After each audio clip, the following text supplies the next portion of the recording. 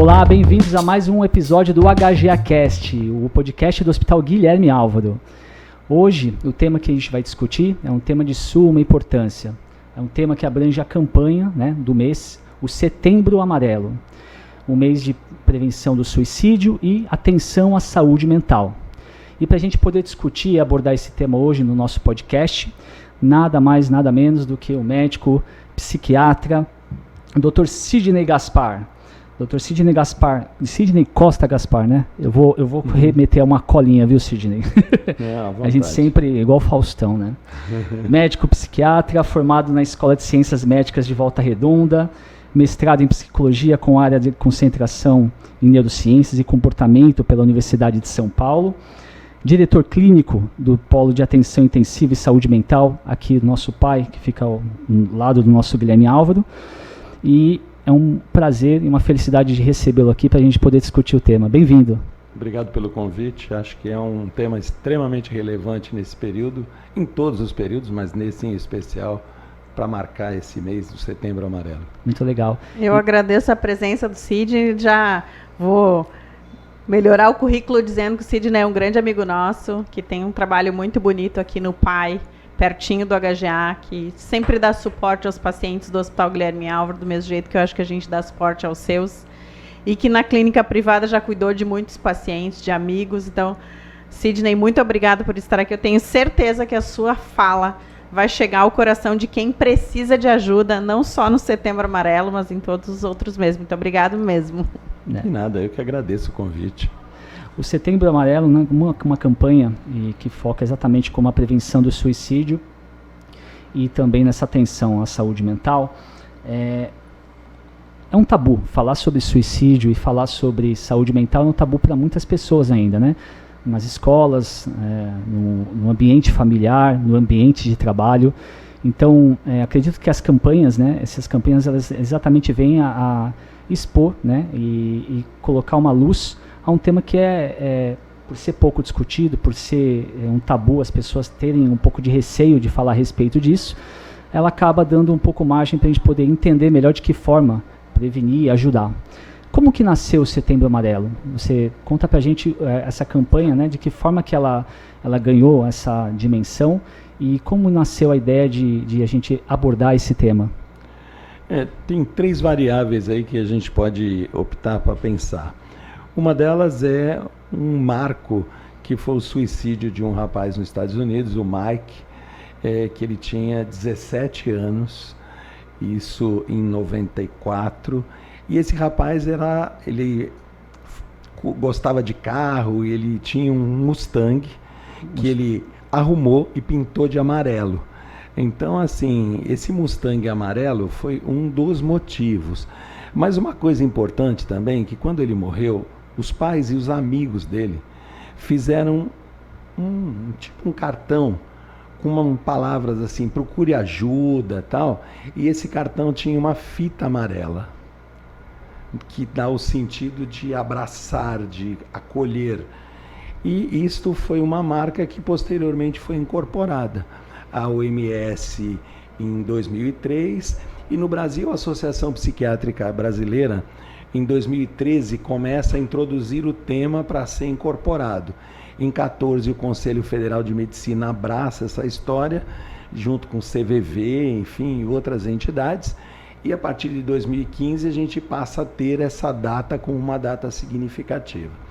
Em setembro, dia 10 de setembro, é o Dia Mundial de Combate à questão do suicídio. E assim, isso é um programa que, infelizmente, como muitos programas mundiais aí de fome, eles não têm assim a velocidade que deveriam ter, mas hoje a gente tem quase 50 países que já têm projetos, trabalhos de lidar com a questão do suicídio, porque assim, nós temos uma ideia, às vezes uma impressão errada sobre isso, mas no mundo o suicídio ele tem o dobro de mortes dos homicídios. A gente pensa na violência, no homicídio como uma coisa muito grande, mas em geral no mundo os suicídios batem os homicídios num número muito maior. E vamos pensar que o suicídio é uma causa de mortalidade que pode ser mascarada, inclusive. Diferente do homicídio. Eu pego, bato meu carro numa pilastra, foi um acidente de trânsito. Eu vejo uma briga que eu não tenho nada a ver, me envolvo com ela e sou morto, foi uma briga, uma violência. Então, assim, nós temos essa questão ainda presente, mas é um número gigantesco. A OMS calcula de pelo menos 1 milhão de pessoas por ano se matem no mundo. A cada 2 segundos a gente tem uma tentativa de suicídio. A cada 20 segundos nós temos uma morte por suicídio. No Brasil a gente chega a ter 38 mortes diárias por suicídio. Tem mais de uma morte por hora no Brasil. E um detalhe extremamente importante, que o suicídio, em sendo uma causa externa de mortalidade, ela é uma causa que tem potencial de prevenção. Então, por isso que cuidar de variáveis que estão envolvidas a levarem uma pessoa à ideação suicida é extremamente importante. Quando a gente fala desses dados, por exemplo, a gente tem, na cidade que a gente vive aqui, Santos é uma cidade que tem mais suicídios do que homicídios. Por quê? Tem uma variável extremamente importante na cidade de Santos. Santos, eu faço parte disso, não posso falar à vontade. Santos é um asilo a céu aberto, né? Santos tem muita gente acima de 60 anos. E em Santos, como indicador, como número por 100 mil habitantes, é a faixa que tem maior número de suicídios. O que eu ia emendar na pergunta exatamente tem a ver com isso, porque sobre as causas, né? A gente sempre atribui a questão do suicídio, né? Dessas dificuldades ao mundo contemporâneo. Então, as coisas que a gente passa, as facilidades, a tecnologia, a solidão, o Covid, tem diversos motivos, né, que podem influenciar. Quais são essas principais causas? E de fato isso é uma verdade ou não? É algo que eventualmente a sociedade sempre, né, há décadas, convive com isso, e hoje a gente fala mais, hoje a gente discute mais. Tem a ver essa evolução, né, do indivíduo com esse aumento desse número, ou a questão também social? Olha, existem várias coisas que vão impactar na questão do suicídio. Suicídio é uma coisa histórica, né? Virginia Woolf, tem o filme As Horas, mostra a história dela, o suicídio dela, enfim. O suicídio, ele faz parte um pouco da história humana. O que acontece hoje, nós temos níveis de divulgação, níveis de pressão, de ansiedade, que são um pouco diferentes do que a gente teve em alguns momentos. O próprio acolhimento, né? Vamos pensar numa questão que você vai e faz uma postagem numa rede social X e ninguém curte. Como as pessoas ficam hoje. E se a gente pensa isso, por exemplo, do ponto de vista de adolescência, isso é muito impactante. É um bullying disfarçado. Exato. Ninguém te xingou de gordo, de rolha de poço, de nada, mas não curtiu o que você fez e pensou. Hoje nós usamos muito objeto intermediário na nossa comunicação. Todo mundo já presenciou isso, você vai num restaurante, você vê às vezes 4 pessoas olhando o seu celular e não se conversando. Isso. Então, isso é um problema muito presente. Nós temos essa comunicação da forma como o que a expectativa que as pessoas têm disso, né? As postagens, que todo mundo, você olha uma pessoa numa rede social, fala, nossa, que bonita, quando você vai encontrar a pessoa, fala assim, está muito diferente, né? A gente costuma dizer que a rede social deixa todo mundo bonito e tem uma vida maravilhosa, todo né? Todo mundo é bonito, feliz, fake de ricos, né? Assim, as pessoas têm essa questão porque elas não vão colocar na rede social, olha, eu não tenho pão para comer hoje no almoço, ou coisas desse tipo. Isso não é positivo. Sim. Né? Então, assim, nós temos uma demanda social que empurra as pessoas na direção do sucesso, e um sucesso que não é só do universo que está próximo a você, é um universo que está muito distante. Porque, assim, vamos pensar num futuro, num passado não muito longo, A gente convivia numa determinada região com aquelas pessoas e o nosso universo era aquele. Então a gente via as pessoas de sucesso, as pessoas de fracasso, os intermediários daquele nosso universo. Hoje o universo ficou... Então assim, você vê influenciador que tinha 10 milhões de seguidores, morreu, tal. Quem era esse influenciador? X. Quem eram esses seguidores? Quem eram esses seguidores? É tudo muito abstrato, né? Ficou muito impalpável. Uhum. Então, assim, eu lembro de uma situação que me marcou muito. Há muitos anos atrás, a Folha de São Paulo entrevistou uns garotos que ficavam limpando o para-brisa de carro em esquina em São Paulo. E tinha um pequenininho que os mais velhos tomavam o dinheiro dele, faziam tal. E o jornalista pergunta para esse pequenininho, o que ele queria para a vida dele? E o menino responde, eu queria uma esquina só para mim. Essa fala foi muito assim, para mim marcou muito, porque eu fiquei pensando, qual é a minha esquina? Qual é a nossa esquina? A esquina de cada um. Só que hoje a nossa esquina ficou meia sem fronteira. Uhum. Então, a hora que eu tenho uma esquina sem fronteira, por que o outro conseguiu e eu não consegui? Porque eu sou incompetente? Porque eu sou incapaz?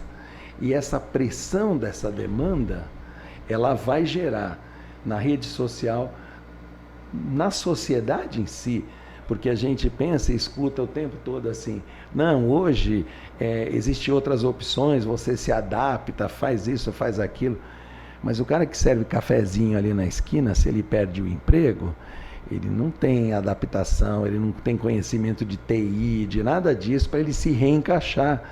Então, existe uma pressão social em cima das pessoas, uma dificuldade, um desamparo. E assim, hoje acho que o mundo ele traz uma insegurança.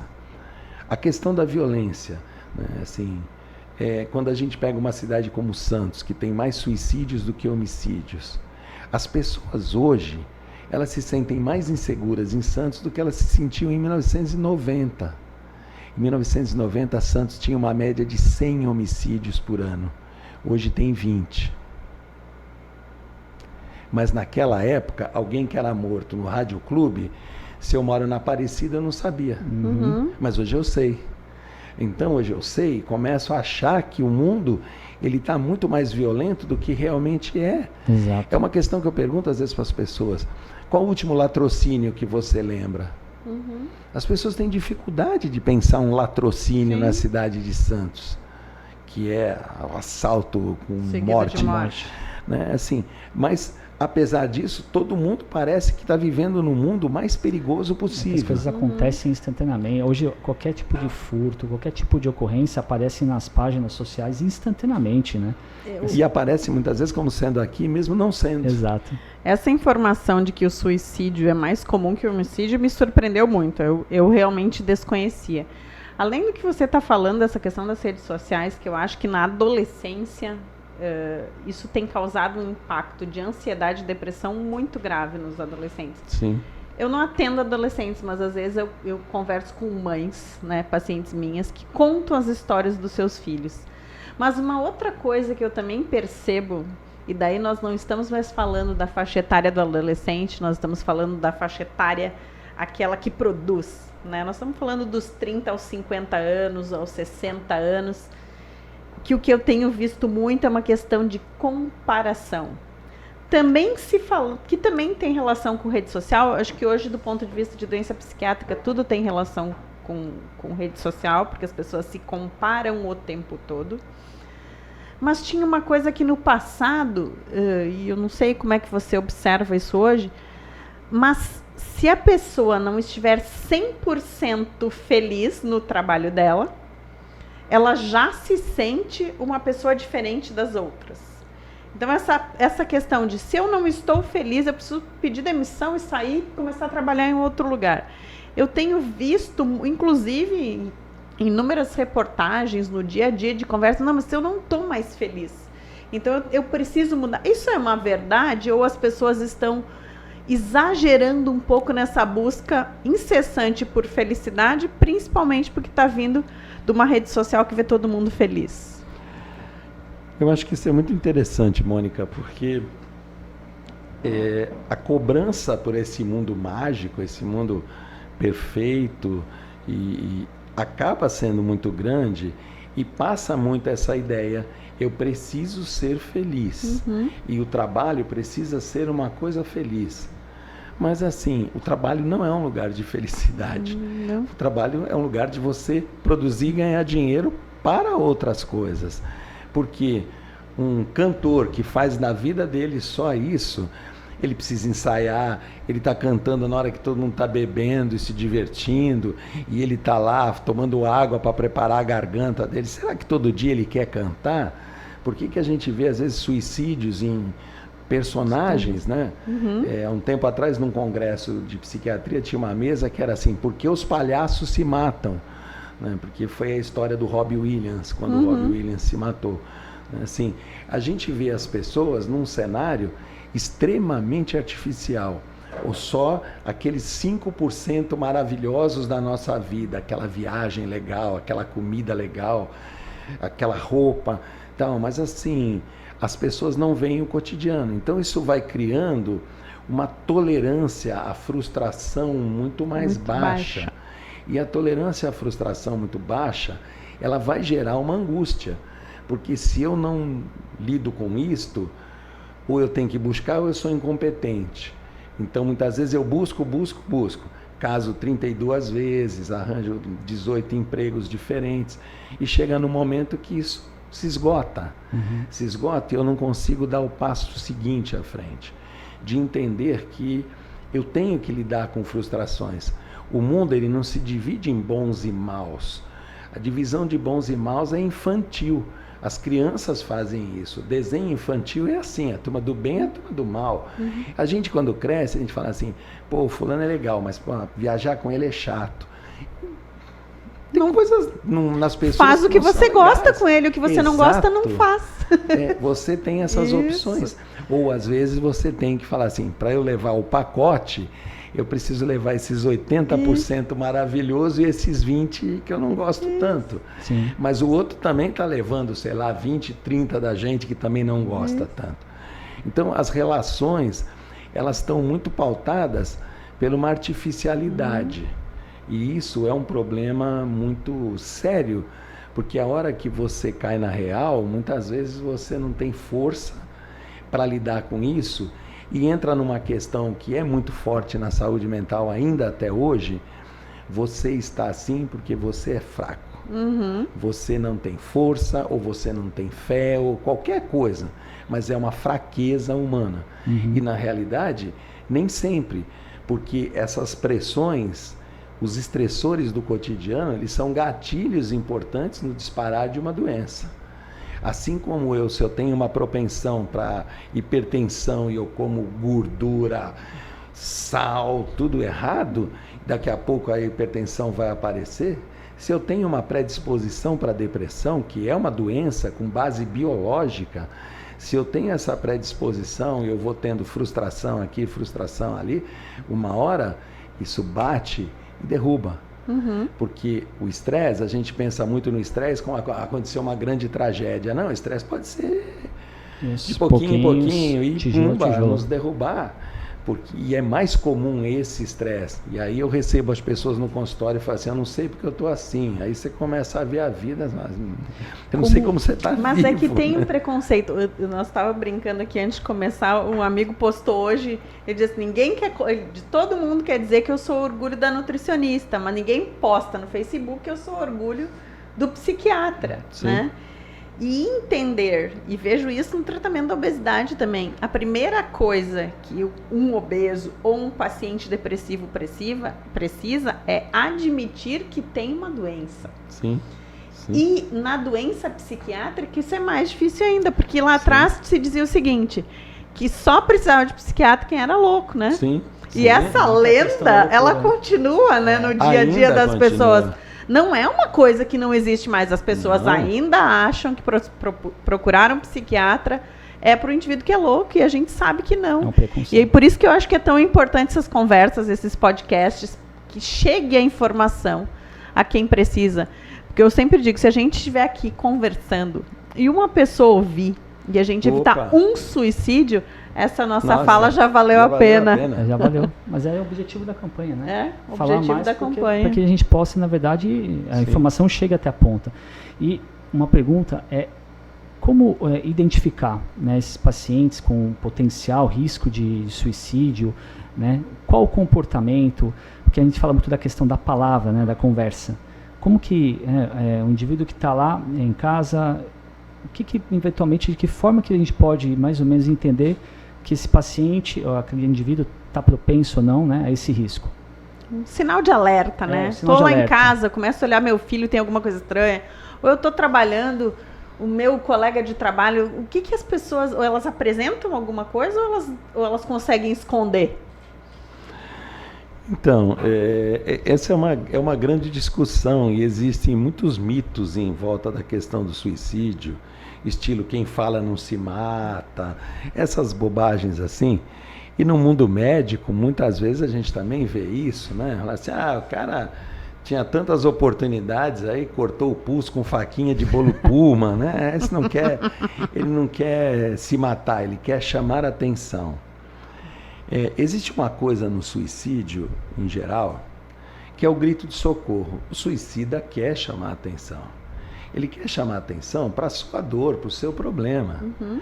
Eu comparo isso a uma situação assim, o cara que está morrendo afogado no mar, que está lá com o braço para cima agitando, ele está querendo chamar a atenção de alguém que o salve. O suicida também, muitas vezes, ele queria que alguém o salvasse. Existe uma questão dentro do suicídio que é a chamada ambivalência do suicida.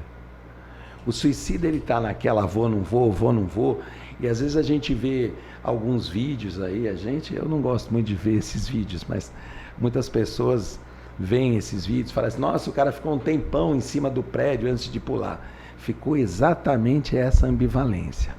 Esse eu penso nisso, eu acho, mas é uma dúvida. Ele não quer pôr fim na vida dele, na grande maioria das vezes.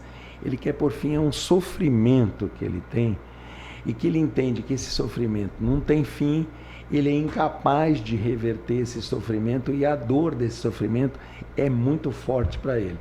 Então ele se vê diante dessa situação, ele acha, só morrendo eu resolvo esse cenário, eu resolvo essa situação. Mas se qualquer variável dessa puder ser modificada, ótimo, ele vai muitas vezes fazer isso. Existem umas histórias folclóricas de suicídio, para ver a questão do detalhe, né? Um cara disse que procurou o irmão do Raul Seixas uma vez, ou encontrou o irmão e falou assim, olha, queria te dizer que o Raul Seixas salvou a minha vida. Eu ia me matar, e aí eu botei um som alto para ninguém ouvir o que eu ia fazer, e a música que começou a tocar era Tente Outra Vez, do Raul Seixas. E ele falou assim, eu fiquei ali, não fui. Não fui, resolvi os meus problemas e fiz. E quem trabalha com suicídio, com tentativas de suicídio, escuta a grande maioria das vezes, eu me arrependo do que eu fiz. Só que alguns não vão ter essa possibilidade porque o método não vai permitir que ele fale para você que ele se arrependeu. Nem isso.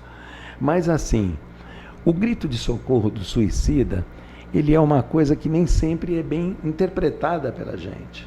Alguém chega pra gente e fala assim, a vida está sem sentido, nossa, não está valendo a pena. A gente de repente vira e fala assim, é mesmo, essa política, essa corrupção, isso, aquilo, a gente já traz a nossa vida e concorda. O cara está falando da dor dele. Ele dá sinais. Você dá um empurrãozinho. Ele está dando um sinal e você não percebe. Eles costumam dizer, eles dão alguns, né? Eles dão vários sinais em termos de... Mas é um sinal simples esse que ele deu.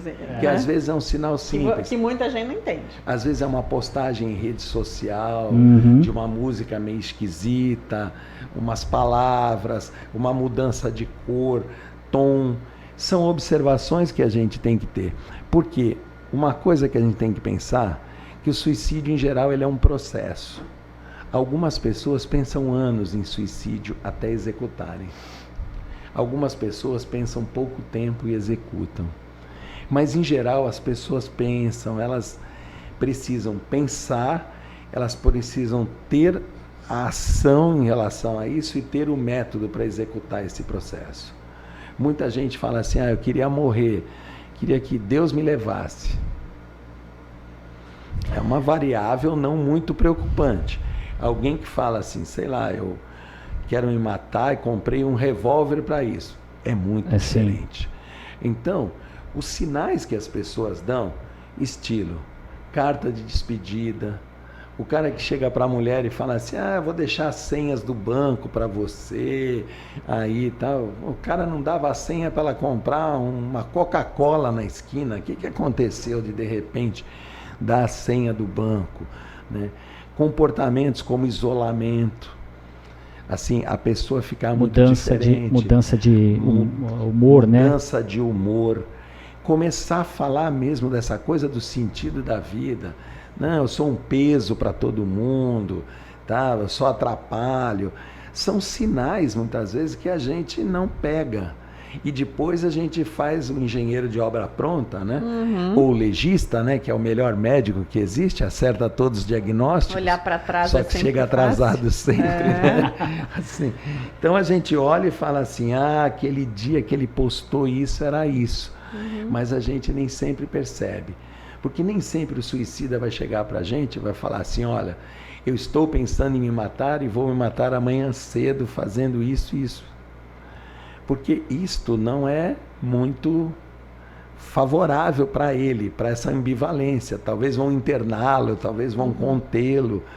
Então, se ele está com uma intenção muito boa, ele muitas vezes ele vai evitar que as pessoas saibam da ação dele.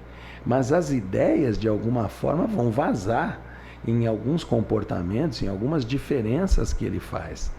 Então, nós precisamos observar isso. Sim. Observar, por exemplo, risco, potenciais de risco. Homens são potenciais de risco muito maiores do que mulheres.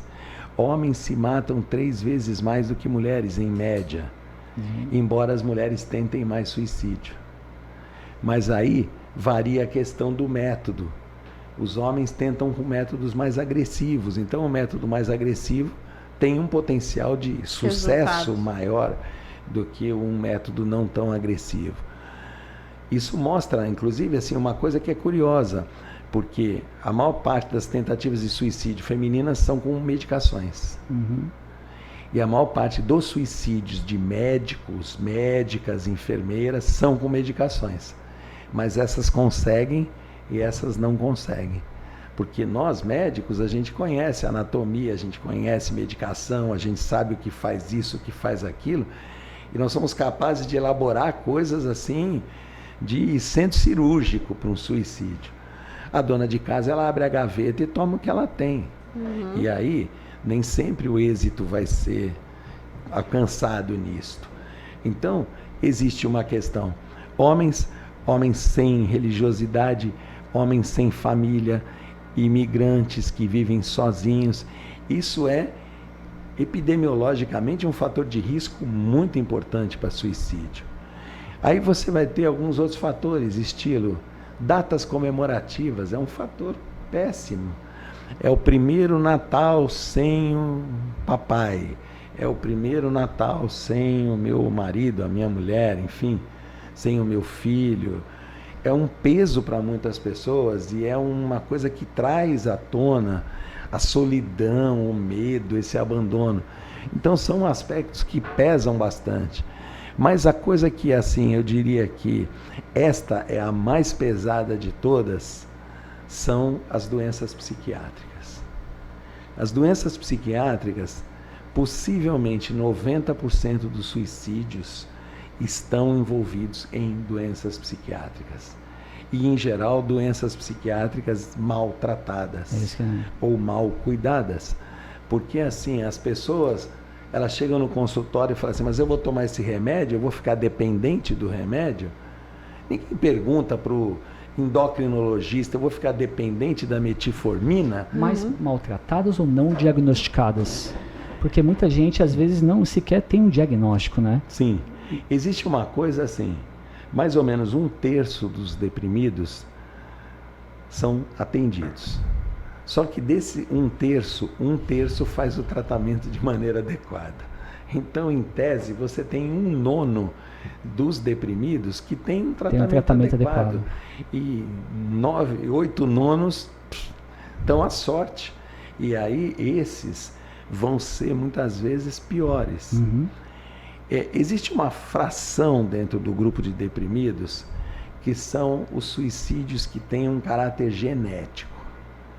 Existem alguns genes envolvidos em algumas substâncias, em alguns neurotransmissores que têm uma relação muito forte com o suicídio.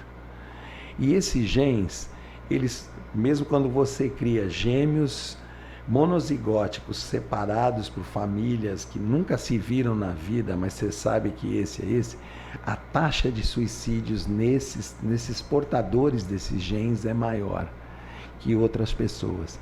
Então, existe um grupo, mas esse grupo, vamos dizer, ele não é o mais expressivo, felizmente. Mas existe o grupo da depressão que começa a ver a vida não muda, vai ser sempre assim, eu vou ser sempre infeliz, todo mundo quer viajar, eu não vou, todo mundo faz, eu não faço, tá? E as ideias negativas vão ganhando corpo. Uhum. E vão ganhando corpo, e muitas vezes elas acontecem. O suicídio às vezes acontece até pelo erro. A gente recentemente teve um paciente, até foi atendido por vocês na cirurgia, que ele brigou com o pai, quebrou uma garrafa e cortou o pulso, só que pegou uma artéria. Assim. Ele não queria se matar, não era, ele estava com raiva. Ele queria machucar. Ele queria se machucar, mas ele se machucou demais, vamos dizer assim. Por exemplo, você falou a respeito dos indivíduos deprimidos, né, que são subdiagnosticados. Quando a gente fala na questão da prevenção, muitas vezes a gente sabe que a conversa, identificar um indivíduo com esse potencial, ele é fundamental. Mas também, acho que o que falta, né, é a questão de valorizar e de se discutir mais a questão da saúde mental.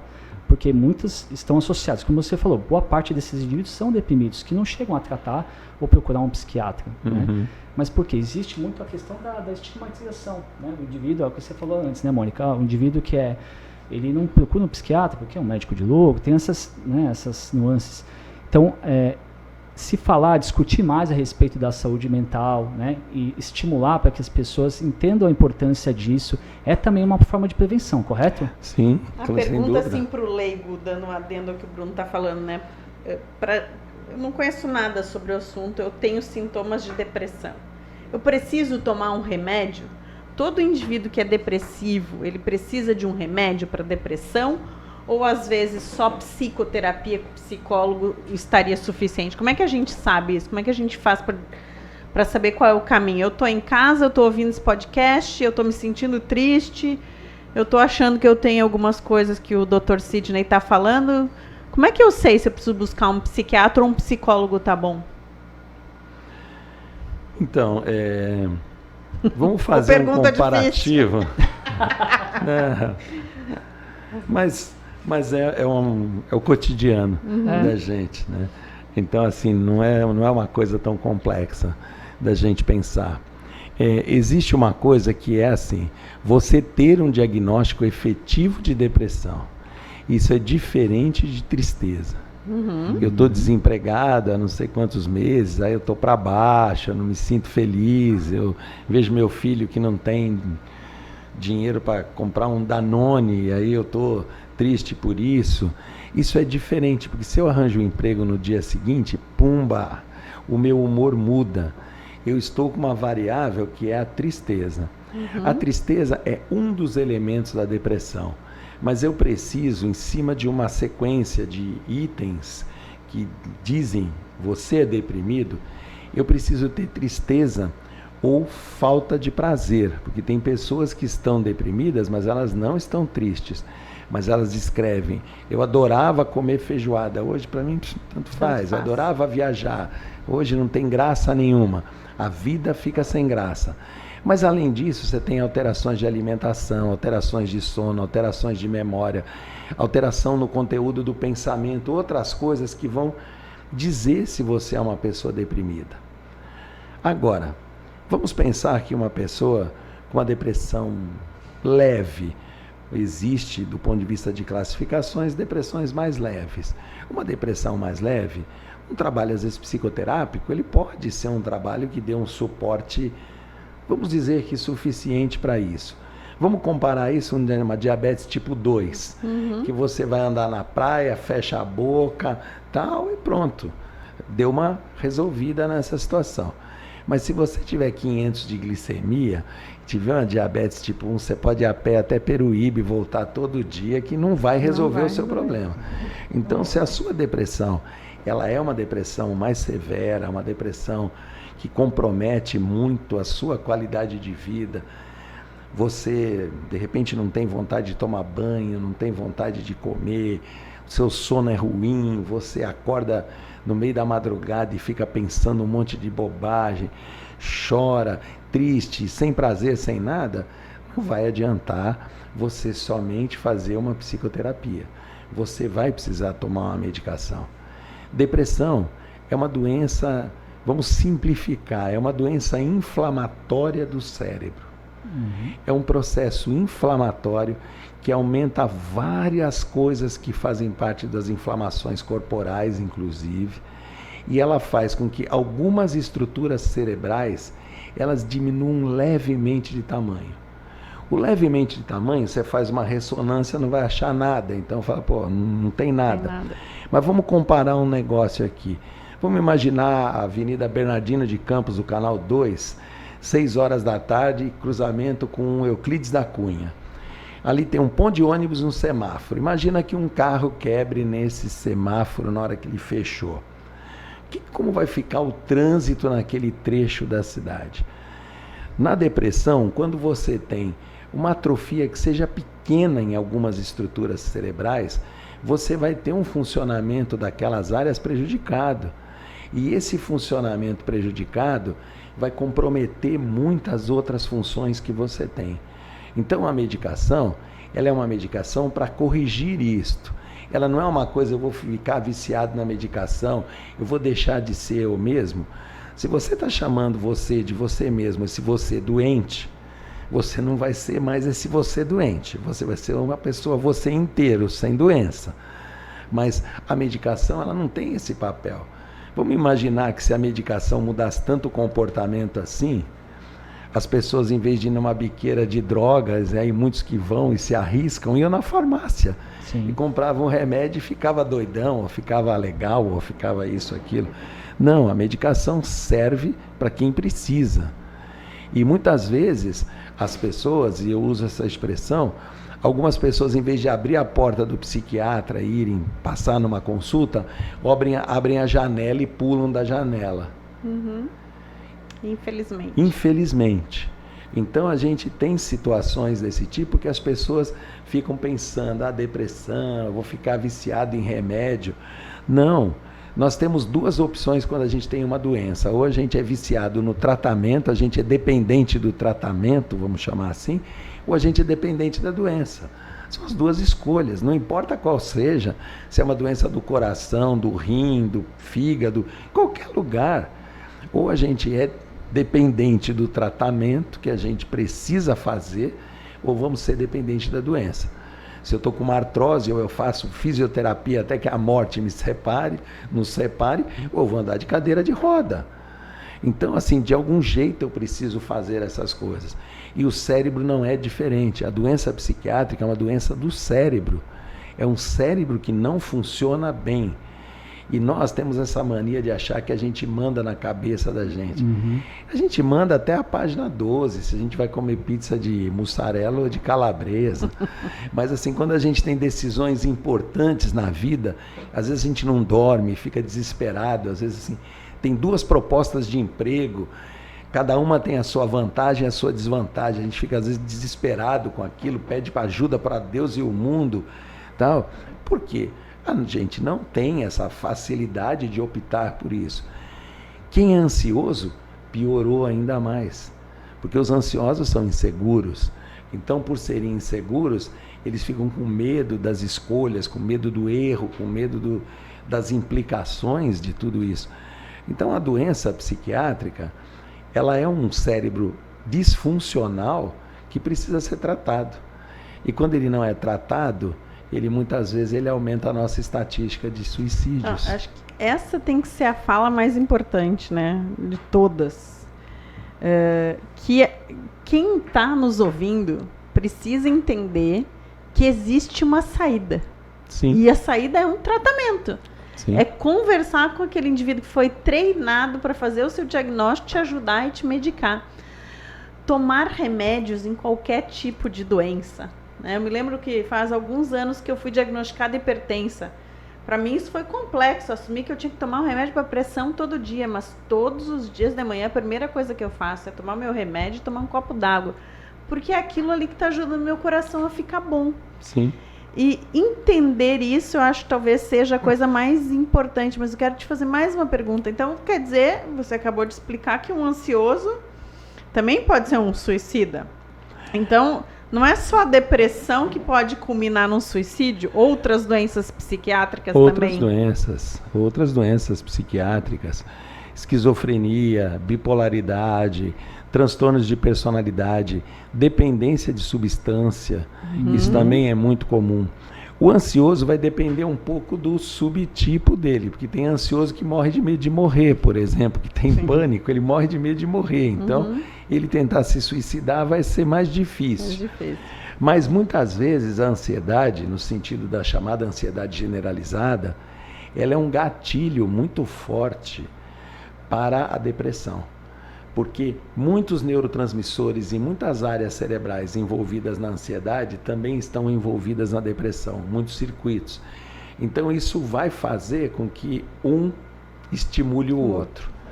E assim, doença é uma coisa assim, é uma coisa de quem pode, né? Não é uma coisa de quem quer, né? Eu não posso escolher a doença que eu quero, eu vou ter a doença que eu puder ter. E assim, muitas pessoas... Porque, por exemplo, depressão é uma doença que afeta 1 em cada 4 mulheres, em média. Se a gente pega a população, você tem 15% a 17% da população teve ou terá episódios depressivos. E depressão é uma doença crônica, que ela pode se apresentar, depende das situações. Quando eu trato adequadamente, por que eu trato adequadamente é importante? Porque muitas pessoas chegam no consultório depois de 2 meses, assim, e falam assim, nossa, estou ótimo, estou melhor. Não podia parar o remédio? É tipo antibiótico. Eu começo a tomar antibiótico, eu começo a melhorar. Se eu parar o raio do antibiótico, eu não só vou piorar, como às vezes eu vou ter resistência a ele quando eu for tomar o mesmo antibiótico. O antidepressivo, ele também funciona assim, só que num tempo maior. Porque assim, muitas pessoas ao final de 2 meses estão bem. Para o remédio, daqui a 2 meses estão mal de novo. Só que nem sempre elas conseguem retomar aquele patamar que o primeiro tratamento dela permitiu que ela tivesse. Então, o tratamento adequado, ele vai proteger esse cérebro, vai diminuir o risco de você ter recaídas muito próximas, porque assim, as pessoas não pensam isso, mas existem muitos estudos que apontam depressões repetidas, para quem tem potencial para Alzheimer, é um grande gatilho para Alzheimer. Porque as doenças psiquiátricas, elas são neurodegenerativas, elas destroem um pouco o cérebro. Elas matam neurônios antes da hora. E elas não permitem essa substituição na velocidade que precisaria. Então, quando você faz esse buraco, se você já tem uma tendência ao Alzheimer, ele vai vir e vai vir mais precoce. Da mesma forma que, por exemplo, quem tem doenças como diabetes, doenças como hipertensão, como fibrilação atrial, uma série dessas doenças também, se tiver uma predisposição para Alzheimer, trata bem essas doenças para minimizar o impacto no cérebro. Então, a gente tem que cuidar do cérebro como a gente cuida de músculo, como a gente cuida de fígado, de coração, de tudo. O cérebro ele só nos engana, porque o cérebro parece que ele não passa de 25 anos, né? Você continua gostando das mesmas coisas que você gostava antes, mas o corpo não acompanha. Exato. Ele mente pra gente que tá tudo ok, né? Mas ele desgasta. E aí a gente vai tendo risco. Por exemplo, a questão da esquizofrenia, se a gente pensar, suicídio em esquizofrenia. duas coisas interessantes. Muitos esquizofrênicos se suicidam quando eles estão numa fase melhor. Por isso que é extremamente importante o apoio psicossocial para esses caras. Porque se ele fica melhor na casa dele, jogado num sofá, pensando quando será a minha próxima crise, a minha próxima internação, é péssimo para ele. Alguns se suicidam porque ouvem vozes que falam assim, Deus mandou você botar fogo no corpo que vai. Ele não queria se matar, ele estava apenas respondendo a uma voz que ele ouviu. Então, no fundo, ao tratar as pessoas de qualquer patologia psiquiátrica, você tem que pensar nisso. E tem que pensar e olhar para a pessoa e falar sobre a questão do risco de suicídio sem medo do que ela vai te dizer. Porque se eu, e é verdade, eu não sei nadar, se eu estiver me afogando e eu pedir socorro para vocês e alguém falar assim, mas eu também não sei nadar, eu vou achar que eu estou perdido. Uhum. Então, se eu estou mal, eu preciso de alguém que passe uma segurança que pode me ajudar.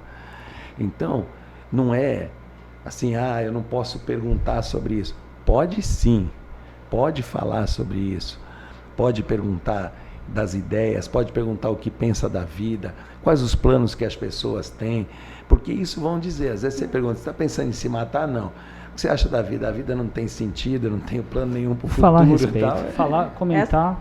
Essas dicas foram muito legais, assim, porque para deixar bem na prática, é saber ouvir. Saber ouvir. Estar disposto a ouvir.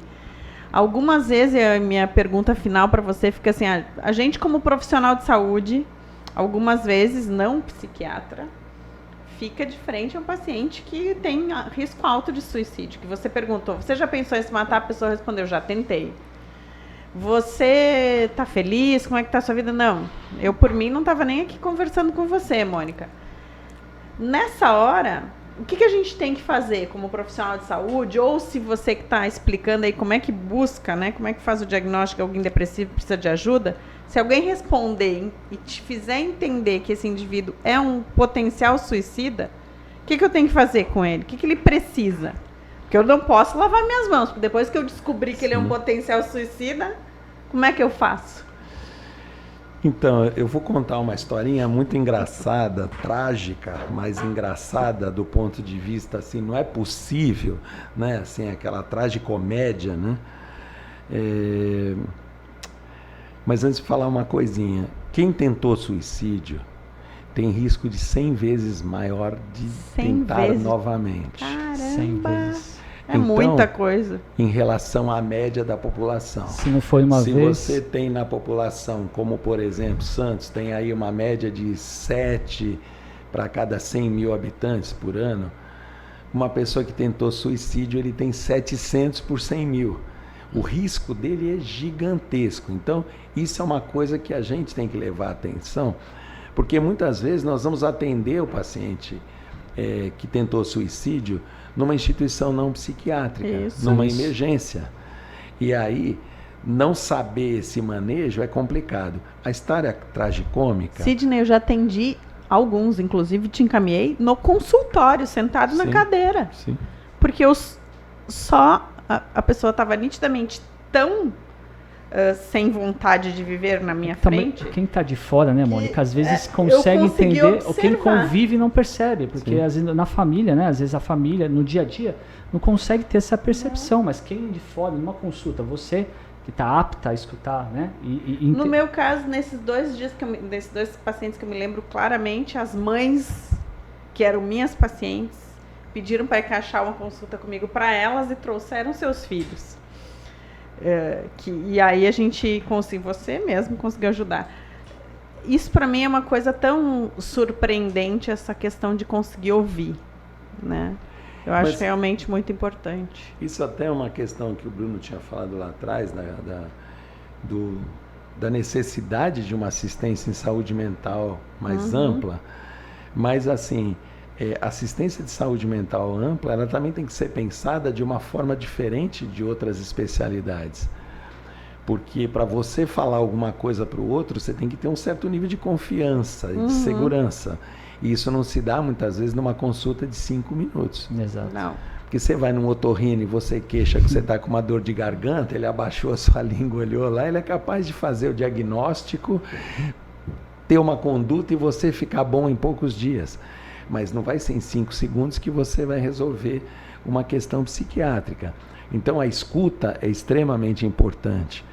E a escuta e a percepção dentro da escuta, como você pode intervir e trabalhar nisso. Essa questão da emergência aconteceu num hospital de São Paulo, num hospital público grande de São Paulo, que na pré-sala de atendimento da psiquiatria, tinha um paciente com ideação suicida muito forte, esperando ser atendido. A polícia traz um paciente agitado, e esse paciente agitado dá um chute num vidro, e cai uma lâmina de vidro perto do paciente suicida. Esse paciente pega a lâmina e põe no peito. O policial tem uma reação, larga a lâmina ou eu atiro, né? Assim, estilo desse tipo, né? Uma reação, Meu Deus, bizarra. Sim. Como o policial não atirou, o cara enfiou a lâmina e perfurou o pulmão. Foi operado. Ficou aonde? Na enfermaria da cirurgia, que era no 3º andar. No 2º PO, ele pulou pela janela. Se atirou. Então, assim, é a situação do tipo assim, a gente tem uma demanda, alguém que enfia uma lâmina no peito, é uma tentativa de suicídio Clara. Assim, a atitude dele, ele errou a anatomia. Primeiro Ponto. objeto a primeira oportunidade que ele teve nos momentos que antecediam um atendimento psiquiátrico dele, que talvez fosse internado, alguma coisa assim, ele tem uma atitude assim. O desdobramento disso não poderia ter sido esse. Sim. Teria que ser diferente. Não importa, de repente, a nossa enfermaria é aqui, mas o cara está lá no andar de baixo, está não sei aonde. Eu passo visita lá, eu vejo, eu faço um suporte diferente. Porque esse paciente requer uma atenção outra. Ele simplesmente melhorou do primeiro momento ali, a primeira energia que ele teve foi executar o ato. Então, assim, nós, diante de uma situação que a gente percebe que tem uma intensidade muito clara, tem um planejamento muito claro, o cara tentou suicídio, não pediu socorro para ninguém, por azar dele alguém abriu a porta e pegou ele, pai de uma colega nossa daqui, né? Daqui do hospital, que se enforcou, né? Na primeira tentativa dele, alguém chegou e viu e segurou e não deixou ele morrer, porque o enforcado morre por asfixia, né? No suicídio. É assim, mas ele conseguiu mais à frente. É assim, aquela outro dia me encontrou e falou assim, meu pai conseguiu. Assim, nós temos que entender essa coisa. Quem tenta, e tenta com um método importante, a gente tem que ter uma super atenção. Quem tenta de qualquer jeito, nós temos que ter atenção. Só que assim, essa atenção às vezes é falar assim, você mora com alguém, dá para controlar, vocês têm condição de olhar ele, ver e tal, ótimo. Dá para fazer um atendimento ambulatorial, como é a reação da pessoa após, porque essa é uma coisa que acontece também muito. O cara tenta, você fala com ele no dia seguinte, ele fala, estou arrependido de não ter conseguido, mas quando eu sair daqui eu vou conseguir. Ele fica 2, 3, 4 dias internados. Aí você chega um belo dia lá e fala assim, nossa, doutor, mudei de ideia, não quero mais matar. Não, ele quer que você dê alta para ele se matar. E a gente tem que perceber essas coisas e ter essa clareza. Se nós queremos efetivamente impedir esse suicídio, a gente tem que ter uma intervenção. É importante falar. Sidney, quando o bate-papo é bom, passa o tempo rápido, né? Eu queria te agradecer imensamente aí pela oportunidade de falar sobre o tema, né? Ouvir, aprender com você. Eu acho que não tenho dúvida alguma de que essa oportunidade de a gente poder abordar esse tema, conversar a respeito, muita coisa boa a gente vai poder divulgar para quem precisa, esse é o intuito, e a sua disponibilidade, gratidão aí pela conversa de hoje, bate-papo de hoje. Obrigado, eu agradeço. Assim, quem está sofrendo, procura ajuda. Doenças psiquiátricas são doenças como qualquer outra, elas têm um tratamento significativo e elas vão salvar a vida, porque viver não é respirar, viver é ter qualidade de vida, e muitas pessoas não têm por preconceito, por medo, por dificuldade, por ideias negativas com isso. Espero ter podido ajudar um pouco a quem está sofrendo com isso, e mais uma vez agradecer vocês essa iniciativa, acho que é extremamente importante. E assim, são trabalhos como esses que vão quebrando essa resistência e esse preconceito que existe ainda hoje contra a doença psiquiátrica, contra o paciente psiquiátrico que sofre muito por isso. Obrigado. Sidney, muito obrigado. Também quero deixar uma mensagem final. Essa mensagem é para os nossos funcionários. Lembrem-se que nós temos atendimento psicoterápico, psicólogos disponíveis para ouvir vocês. Esse é o primeiro caminho que você precisa, se você estiver precisando de ajuda, para você ter um diagnóstico inicial e poder ser encaminhado para um psiquiatra caso você precise. Então, se você é funcionário do Hospital Guilherme Álvaro, tiver com algum sintoma de depressão e precisa de ajuda, converse com os nossos psicólogos. Agende essa consulta que a gente com certeza vai conseguir te ajudar. É só procurar o SESMET e no SESMET agendar, né? O caminho é esse. Muito obrigado. Obrigado, Mônica. Um abraço. Vamos salvar vidas. Não esqueçam, os episódios, todos os episódios do HGAcast estão no YouTube, né? E no Spotify. Então é só seguir, todos os episódios vão estar disponíveis lá. É só seguir e curtir a gente. Um abraço. Um abraço.